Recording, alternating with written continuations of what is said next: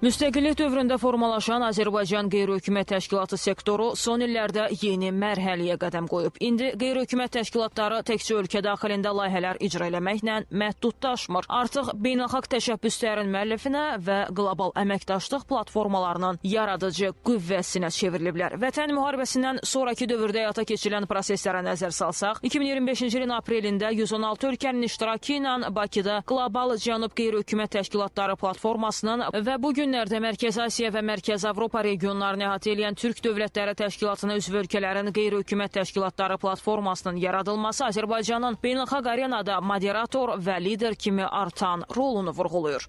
Vətən müharibəsindən ötən 5 ilin təhlili onu göstərir ki, bu dövr ərzində Azərbaycan vətəndaş cəmiyyəti bütün təsirlərə və təzyiqlərə baxmayaraq kifayət qədər möhkəm dayandı və hətta xüsusilə də xaricdən vətəndaş cəmiyyətini parçalamaq istəyən müəyyən qüvvələr var idi. Onların bu cəhdləri uğursuzluqla nəticələndi. Tam əminliklə vurğulaya bilərəm ki, bugün Azərbaycan QHT-ləri milli maraqların müdafiəsində vahid mövqedən çıxış edir. Dünya əhalisinin 80%-nin yaşadığı Qlobal Cənubda vətəndaş cəmiyyətini ilk dəfə məhz Azərbaycan birləşdirdi. Qlobal Cənub Qeyri-Hökumət Təşkilatları platforması da Azərbaycan Qeyri-Hökumət Təşkilatlarının dünyaya çıxışı, beynəlxalq əməkdaşlığı üçün geniş imkanlar açır. 2026-cı ilin mayında Qlobal Cənub Qeyri-Hökumət Təşkilatları platformasının baş assambleyası da Bakıda keçiriləcək. İslam 8-liyi adlanan D8 ölkələrinin qeyri-hökumət təşkilatlarının ilk görüşü də 2025-ci ilin aprelində Bakıda təşkil olundu. Bu ilin martında Bakıda Türkman irsi vətəndaş cəmiyyətlərinin həmrəyliyi forumu keçirildi. Azərbaycan qeyri-hökumət təşkilatlarının xaricdə keçirdiyi tədbirlərin sayı əvvəlki illərlə müqayisədə 3,5 dəfə artıb. Təkcə 2024-cü ildə 7 ölkədə 25 tədbir həyata keçirilib. Bu il ilk dəfə BMT Baş katibi öz hesabatında Bakı Təşəbbüs qrupunun yaydığı hesabata istinad edib. Artıq tədbir fəaliyyəti hədəf auditoriyaya yönəlik işlər ölçülə bilən nəticələrlə önə çıxır.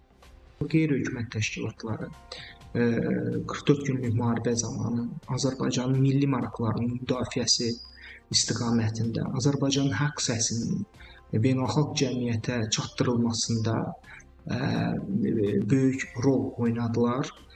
Həmin dövrdə Azərbaycana qarşı aparılan dezinformasiya və digər hibrid təhlükələr baxımından onların qarşısının alınmasında qeyri-hökumət təşkilatları aktiv rol oynayırdılar. Bugün Azərbaycan qeyri-hökumət təşkilatları sektorunda böyük bir canlanma, yüksək əhval-ruhiyyə, işgüzarlıq mühiti, proaktiv fəaliyyət müşahidə edilir. 2022-ci illə müqayisədə 2024-cü ildə yeni qeyri-hökumət təşkilatlarının dövlət qeydiyyatına alınması 4 dəfə, yeni qeyri-hökumət təşkilatı yaratmağa dair müraciətlərin sayı isə 3 dəfə aşağı düşüb. Bu da qeyri-hökumət təşkilatı sektoruna süni axının xeyli daraldığını göstərir. Bütün bu faktlar göstərir ki, Prezident İlham Əliyevin rəhbərliyi altında həyata keçirilən qeyri-hökumət təşkilatları siyasəti ölkədə vətəndaş cəmiyyətinin keyfiyyətcə yeni mərhələyə yüksəlməsinə, beynəlxalq nüfuzunun artmasına və milli maraqların müdafiəsində güclü ictimai dayağın formalaşmasına gətirib çıxarıb. Qarşıdakı dövrdə qeyri-hökumət təşkilatları ilə bağlı bir sıra qanunvericilik aktlarının da təkmilləşdirilməsi, islahatların dərinləşdirilməsi nəzərdə tutulur.